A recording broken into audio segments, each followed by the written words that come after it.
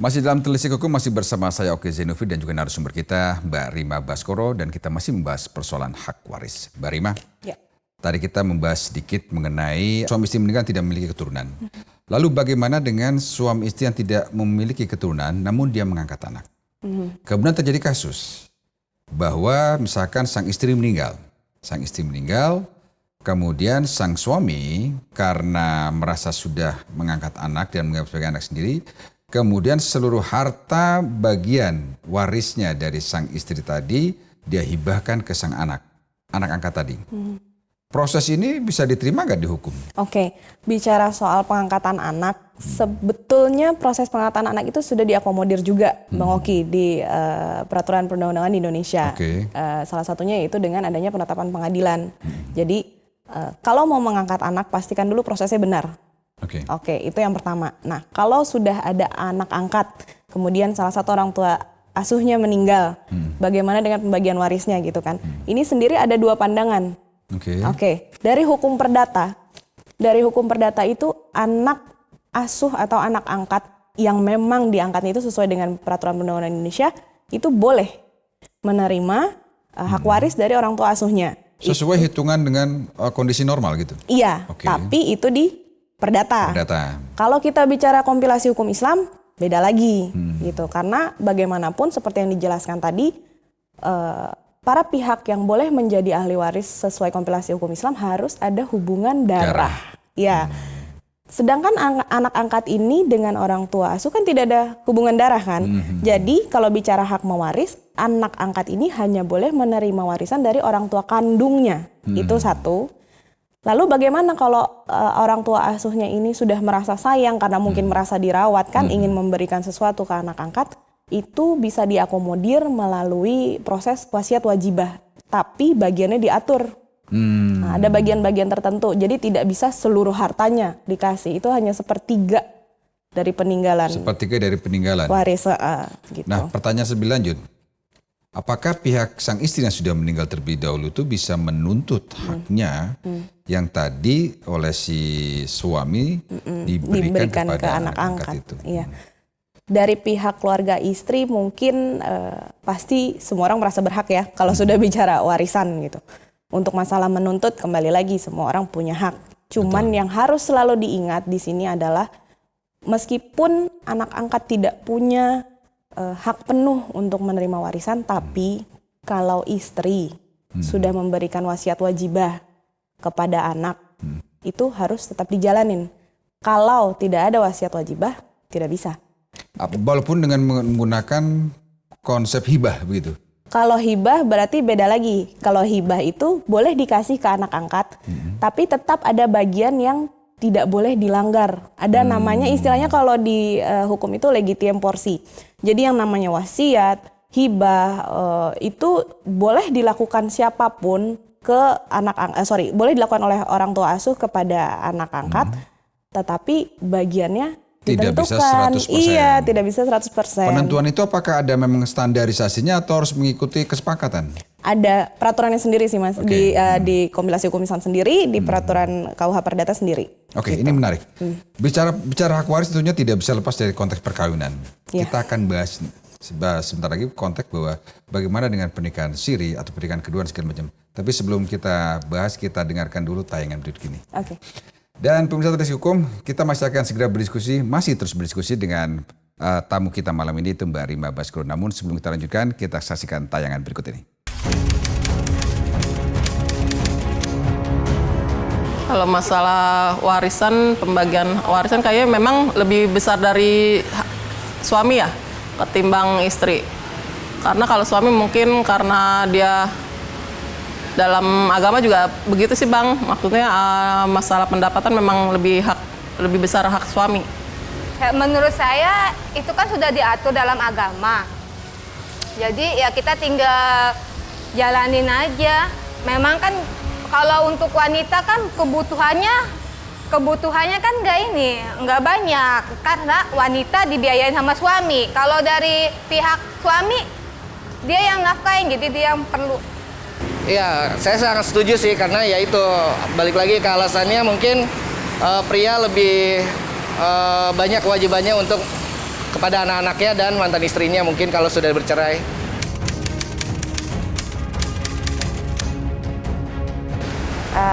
Kalau itu saya kurang tahu sih, lebih jelasnya kurang tahu. Waduh, saya kurang tahu. Saya kurang tahu karena saya mungkin nggak belajar di pelajaran undang-undang, jadi saya kurang tahu.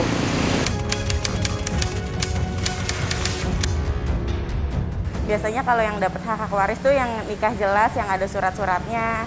Kan kalau nikah kan ada surat-surat dari KUA, terus ada kartu keluarga, dan itu jelas kan pembagian hak waris. Tapi kalau Menurut saya mendapatkan hak waris itu udah pasti istri dan suami karena tapi pembagiannya lebih besar kepada suami, mantan suami, karena mungkin suami lebih bertanggung jawab kepada anak-anaknya nanti.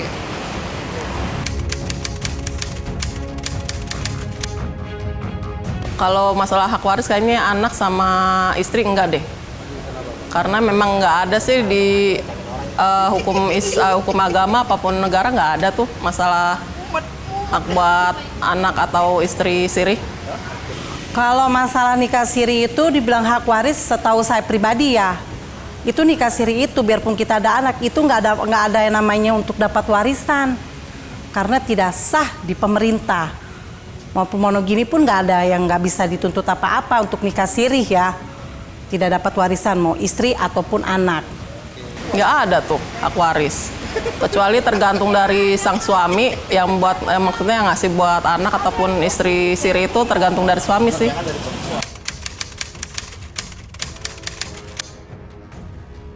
Anak tiri, saudara dari anak angkat, udah. Karena kan nggak ada hubungan darah, nggak ada hubungan biologis juga. Anak maupun si istri yang dinikahkan sirinya ini tidak dapat apa-apa. Secara undang-undang itu nggak ada.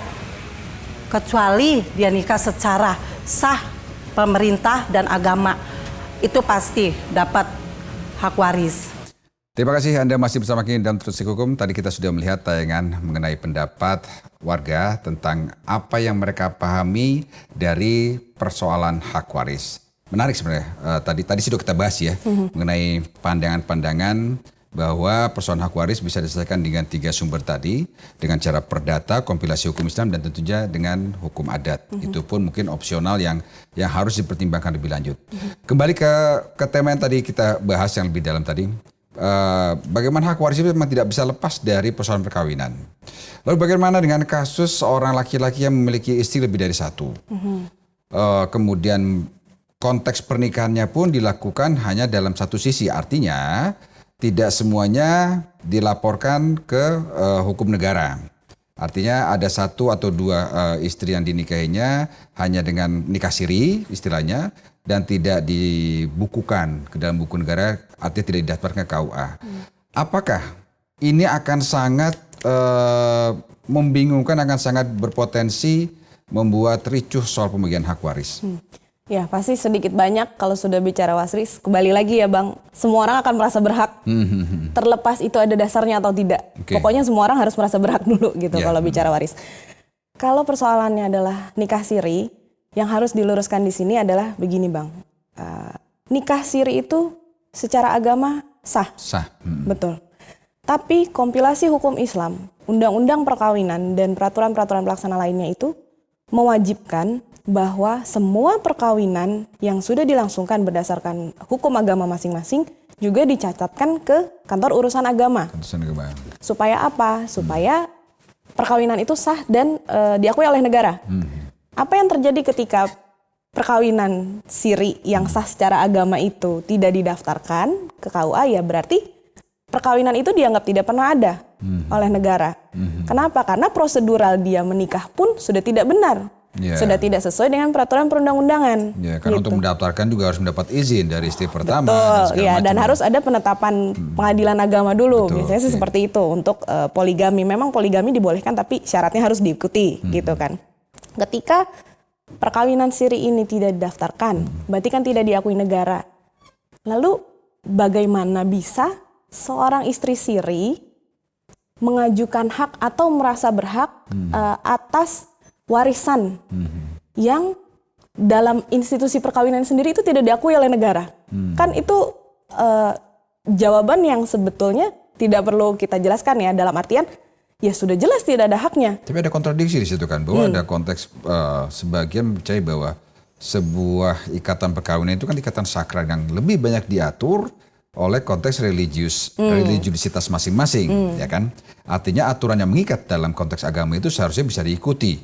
Nah, ini ada persoalan hukum negara yang juga harus diikuti. Betul. Apakah tidak ada jalan tengah yang pernah dalam beberapa kasus yang mungkin Mbak Rima lihat, adakah tidak jalan tengah yang dilakukan di situ? Sebetulnya Mahkamah Konstitusi pernah mengeluarkan putusan tahun 2010 itu lebih spesifiknya memberikan putusan mengenai anak dari hasil perkawinan siri atau kita sebutnya anak luar kawin ya. Apakah anak luar kawin ini memiliki hak yang sama dengan anak kandung yang dari perkawinan sah, ya kan? Secara negara itu ya. Iya, secara negara.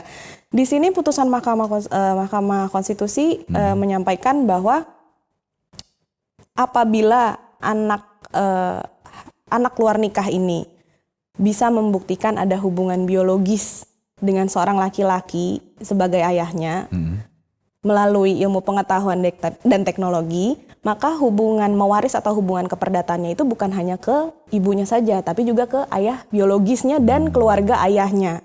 Pernah ada putusan MK seperti itu. Tapi kemudian kita juga harus ingat bahwa di KUH Perdata sendiri ada pasal 852 yang menyatakan intinya bahwa kalaupun ada pengakuan dari seorang ayah kepada anak luar perkawinan, anak luar nikahnya itu, tetap posisi anak luar nikah ini tidak boleh merugikan istri dan anak kandung dari perkawinan yang sah secara negara dan diakui oleh negara.